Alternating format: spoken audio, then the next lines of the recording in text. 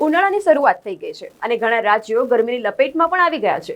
Heat વેવની આગાહી પણ કરવામાં આવી છે. ઉનાળાની સ્થિતિ એવી છે કે હીટ સ્ટ્રોકના કેસમાં વધારો થતો હોય છે અને ત્યારે હીટ વેવથી બચવા શું કરવું જોઈએ તે જાણીએ.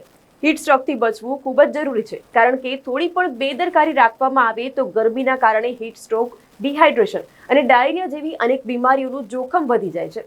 શરીરને હાઇડ્રેટ રાખવું, પાણીનો સતત ઉપયોગ કરવો જોઈએ. નાળિયેર પાણી, જ્યુસ, લસ્સી અને છાશ જેવા પીણાનો સતત ઉપયોગ કરતા રહેવું જોઈએ. હવે વાત કરીએ હીટ વેવથી બચવા શું ન કરવું જોઈએ.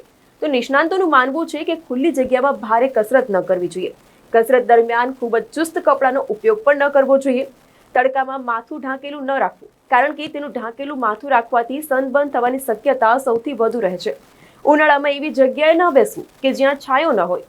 ખોરાકમાં મસાલેદાર ખોરાક, મરચાનો ખોરાક વગેરેનો ઉપયોગ પણ કરવો નહીં. રસ્તામાં વેચાતા સસ્તા પ્રકારના બરફનો ઉપયોગ પણ ન કરવો જોઈએ. હીટ સ્ટ્રોકના લક્ષણોની જો આપણે વાત કરીએ તો નિષ્ણાંતો જણાવે છે કે હીટ સ્ટ્રોકનું પહેલું લક્ષણ પરસેવો બંધ થવાનો છે, એટલે કે શરીરનું રેગ્યુલેટર બગડી જાય છે. આ સમય દરમિયાન શરીર થાકેલું રહે છે, શરીરમાં શક્તિ બિલકુલ નથી રહેતી. માથાનો દુખાવો, સ્નાયુઓમાં તણાવ પણ થઈ શકે છે. તેની સાથે જ તરસ પણ વધશે અને ગળું સુકાવા લાગે છે. આંખોની સામે અંધારા અને ચક્કર પણ આવી શકે છે. તો આ સિવાય લો બીપીની સ્થિતિ પણ સર્જાઈ શકે છે.